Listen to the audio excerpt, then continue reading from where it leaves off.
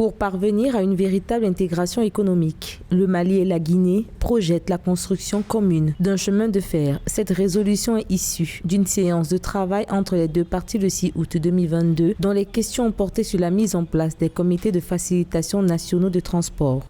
Beaucoup de décisions ont été prises concernant un projet de chemin de fer, l'approvisionnement du Mali en carburant, mais aussi les tracasseries au niveau des postes de sécurité.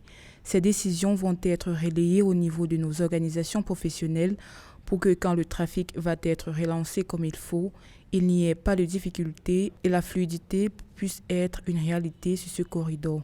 Pour diversifier les échanges entre le Mali et la Guinée, les deux nations vont accélérer la fluidité au niveau des opérations douanières. Aussi, les deux pays ont décidé de matérialiser certains projets liés aux infrastructures routières et ferroviaires en vue d'augmenter les volumes commerciaux de la Guinée et du Mali en faveur de la libre circulation des personnes et des biens.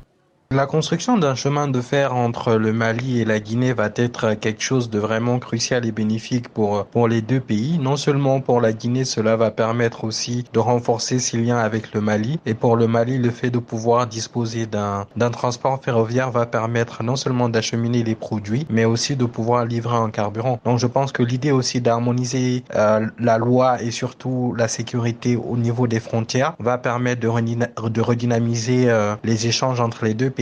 Le rapprochement entre les deux pays s'est renforcé en janvier 2022 après l'embargo économique imposé par la CEDEAO à l'encontre du Mali que la Guinée avait refusé d'appliquer. Pour rappel, le Mali et la Guinée conduisent une transition suite au coup d'État contre les présidents Ibrahim Boubacar Keïta le 20 août 2020 et le président Alpha Condé le 5 septembre 2021.